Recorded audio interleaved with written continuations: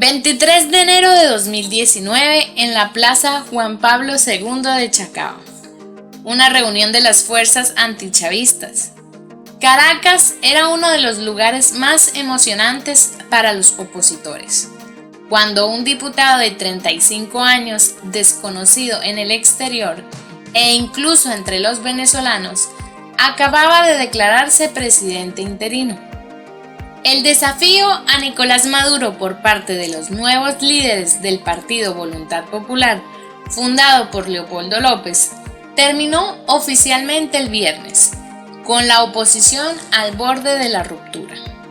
Pero ese día, hace casi 4 años, prevalecieron dos ideas: la idea de cambio y nuevas esperanzas de la antigua alianza opositora, mientras que el ambiente eufórico fue reemplazado con el tiempo por la tensión política. En complicidad y con apoyo del mandatario estadounidense en ese entonces, Donald Trump, se gestan los primeros días de Guaidó al mando. Su incursión en la línea del frente no fue espontánea ni improvisada. Fueron meses de preparación. El objetivo era sacar a Maduro, iniciar una transición y convocar a elecciones. Pero de principio a fin, la lucha por sacar al gobierno presenta un problema de lenguaje, exactamente uno de nomenclatura. Palabras tales como presidente interino o gobierno interino no tienen precedentes, y para añadir, el presidente real nunca perdió el control de la maquinaria del Estado. A pesar de la enorme presión interna y externa, las deserciones de militares y las traiciones de algunos políticos. Desde el comienzo, la oposición ha rechazado sistemáticamente el uso del término autonombrado y ha utilizado la Constitución aprobada por Hugo Chávez para sostener legalmente la disputa. La oposición tomó como referencia el artículo 233, el cual contempla entre los supuestos para considerar como vacante el cargo del presidente de la República el abandono del mandatario, en cuyo caso está prevista su sustitución provisional por el jefe del legislativo.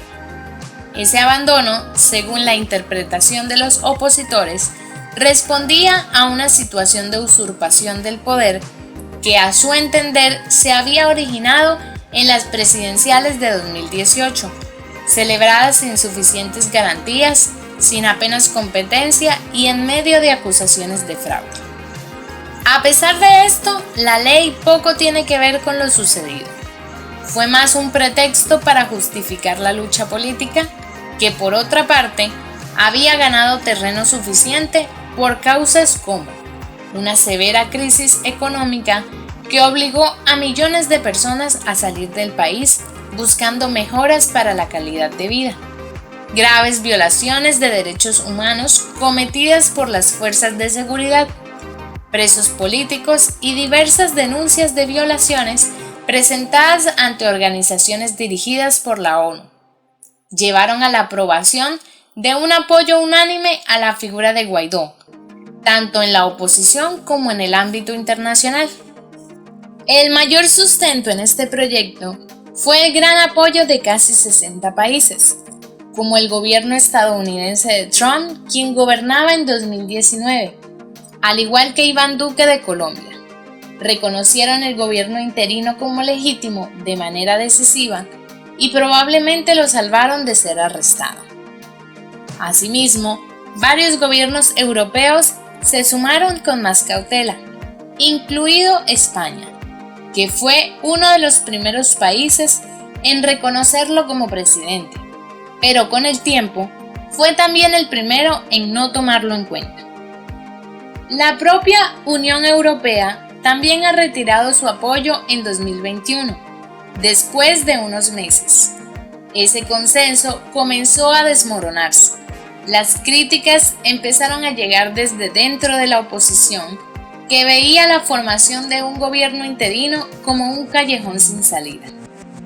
Tanto el mundo como América Latina son diferentes de lo que eran hace 4 años, lo que nos lleva hasta el presente.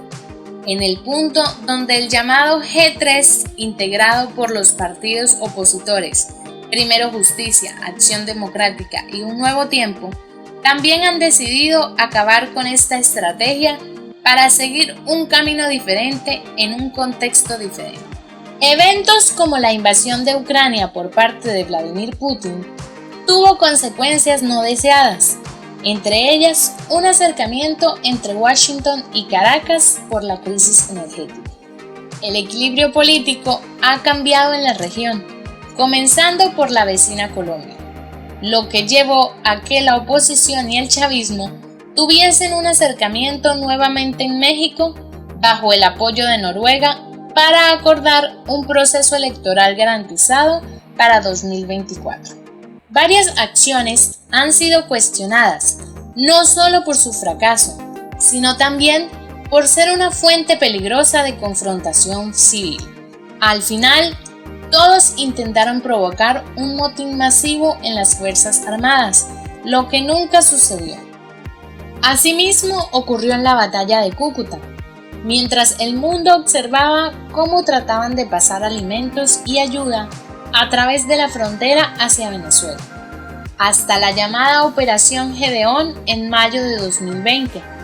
Esta conspiración se ideó en Colombia, donde junto a Florida se ubicó gran parte del gobierno interino durante esos años, así como un andamiaje de puestos paralelos y embajadores, los cuales han ido cesando sus funciones a raíz de los cambios de personajes presidenciales en diversos países. Ejemplo de esto, la reciente salida de María Teresa Belander, embajadora del gobierno interino en Brasil. Las distancias geográficas se unieron a las ideológicas y comenzaron a caer sobre el autoproclamado, pero este hecho no comenzó ayer. El cuestionamiento al gobierno interino por parte del ex candidato presidencial Enrique Capriles inició en 2020. Luego fue abandonado por otro líder histórico de Primero Justicia, Julio Borges, así como Estali González, perteneciente al partido Un Nuevo Tiempo, quien parecía al principio muy contento por ser su mano derecha en calidad de vicepresidente de la Asamblea. El liderazgo opositor de Juan Guaidó ha sido acusado de corrupción y manejo opaco de activos en el extranjero, y el fin de su gobierno, aunque sea simbólico, ha apuntado a un duro golpe a sus grupos, Voluntad Popular, y al mismísimo Leopoldo López, a quien Guaidó le dedicó parte del discurso el día de su anuncio, el 23 de enero de 2019.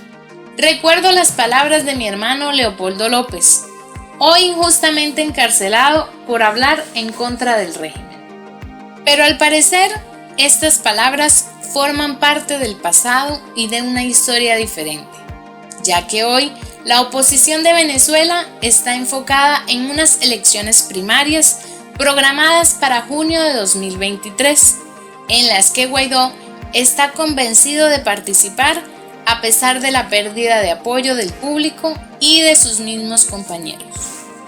Lo que nos coloca en el presente panorama, aún más desconcertante que el del 2019, donde la mayoría de las fuerzas opositoras defienden terminar este viernes con las atribuciones del dirigente, mientras este planea presentar su candidatura a las elecciones primarias.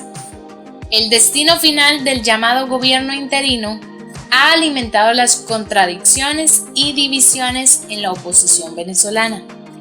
El organismo fue designado entonces por la Asamblea Nacional luego de que ésta anulara los resultados de una elección que condujo a la reelección de Nicolás Maduro en medio de acusaciones de fraude.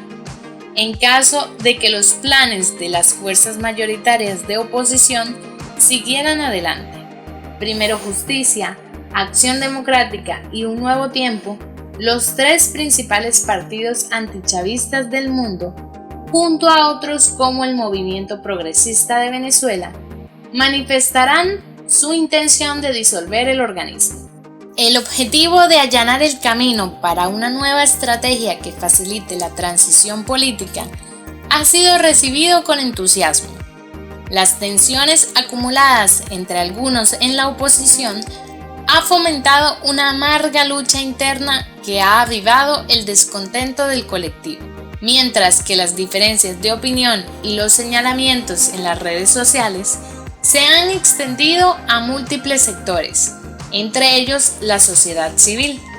Prueba de esto, lo que sucedió el pasado jueves.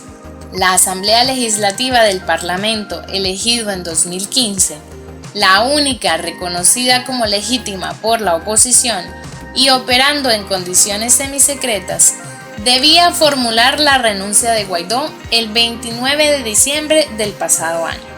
El gobierno interino no es la razón de ser de la lucha democrática, dijo Alfonso Marquina de Primero Justicia, quien en una rueda de prensa argumentó que el tiempo político de esta iniciativa ya había pasado.